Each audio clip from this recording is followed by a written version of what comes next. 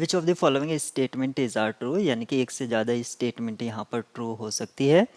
यहाँ पर हमें डायरेक्ट सम दे रखे हैं ग्रुप्स के, तो जो डायरेक्ट सम ऑफ ग्रुप्स होता है उसका ऑर्डर हम कैसे निकालते हैं। सपोज कर लीजिए आपको Z M direct sum with Z N दे रखा है, तो इसका अगर हमें ऑर्डर निकालना है, order of this group equals होता है ऑर्डर ऑफ इंडिविजुअल ग्रुप के, यानी कि Z M into Z N, इनके प्रोडक्ट के बराबर। लेकिन जो एलिमेंट होता है, मान लीजिए ए बिलोंग जेड एम को कर रहा है और जो बी है वो जेड एन को कर रहा है, अगर ये एलिमेंट बिलोंग करता है तो इसका जो ऑर्डर होगा ये हम कैसे निकालते हैं, ये एलसीएम ऑफ इंडिविजुअल एलिमेंट्स के एलसीएम से निकालते हैं। तो इस तरह से इन दो प्रॉपर्टीज़ को आप देख सकते हैं। तो ऑप्शन ए बी सी और डी में आप यहाँ पर पाएंगे कि ग्रुप के ऑर्डर में तो कोई डिफरेंस नहीं है, क्योंकि Z2 और Z2 direct sum with Z3 ये Z6 के ऑर्डर के बराबर है, और आप सभी को चेक कर सकते हैं। क्योंकि मेरा कहने का मीनिंग है Z2 direct sum with Z3, इसका जो ऑर्डर है ये 6 है, और Z6 का जो ऑर्डर है वो भी 6 है। आप और भी चेक कर सकते हैं और ऑप्शंस को। लेकिन हम ये कैसे कहेंगे कि आइसोमॉर्फिक है या नहीं है। आइसोमॉर्फिक का मीनिंग है कि एलिमेंट्स भी सेम होंगे, और जितने ऑर्डर के एलिमेंट्स कोई ग्रुप होल्ड करते हैं उतना ही दूसरा करेगा।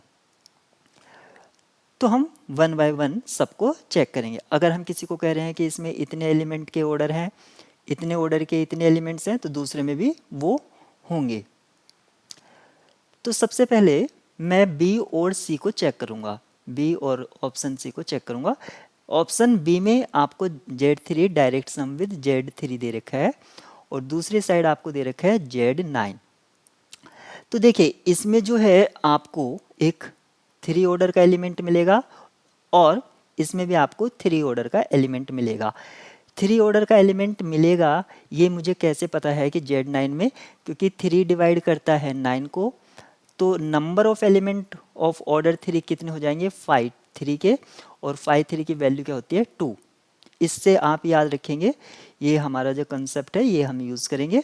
दूसरी बात इसमें आइसोमॉर्फिक में एक चीज़ और होती है कि अगर एक कोई एलिमेंट है जो बिलोंग कर रहा है और इसका कुछ ऑर्डर n है, तो अगर एक फंक्शन जो आइसोमॉर्फिक फंक्शन है, तो एफ ए का भी जो एलिमेंट ऑर्डर होगा वो भी आपका n होगा। एक इस कंसेप्ट को भी आप रिमेंबर रखेंगे। तो मैं आपसे कहना चाह रहा था ऑप्शन बी में कि Z3 direct sum with Z3, इसमें 3 ऑर्डर का एलिमेंट है, और Z9 में भी 3 ऑर्डर का एलिमेंट है। अब हम देखेंगे 3 ऑर्डर के कितने एलिमेंट्स हैं। तो सबसे पहले मेरा जो टारगेट है 1 3 से एलसीएम आपका 3 आ सकता है, 1 3 की पॉसिबिलिटी से आपका एलसीएम 3 आ सकता है, और 3 1 की पॉसिबिलिटी से आ सकता है, और 3 3 की पॉसिबिलिटी से आ सकता है। यहाँ पर एलसीएम आपको 3 चाहिए था, तो इस तरह मिलेगा। अब हम देखेंगे कि कितनी पॉसिबिलिटी बनेंगी। तो 1 इंटू 2, यहाँ से 2 इंटू 1, और यहाँ पर 2 इंटू 2, यानी कि 2 2 4 और 4 8, टोटल 8 एलिमेंट्स होंगे। टोटल 8 एलिमेंट्स होंगे ऑर्डर 3 के। लेकिन Z9 में जो है आपके पास सिर्फ 2 एलिमेंट हैं 3 ऑर्डर के, तो ये आइसोमॉर्फिक नहीं है। तो ऑप्शन बी जो है हमारा डिस्कार्ड हो गया है। और इसी तरह आप ऑप्शन सी में चेक कर सकते हैं ऑर्डर 4 के एलिमेंट्स, ऑर्डर 4 के कितने एलिमेंट्स इसमें होंगे, या ऑर्डर 6 के देख सकते हैं, 4 के देख लीजिए या 6 के। आपको हर एक ऑर्डर के देखना, ये नहीं किसी में स्पेसिफिक ऑर्डर के, एक में आप पाएंगे कि इसका ऑर्डर सेम नहीं आएगा, क्योंकि यहाँ पर 6 और 4 दोनों ऑर्डर के एलिमेंट्स एग्जिस्ट करेंगे।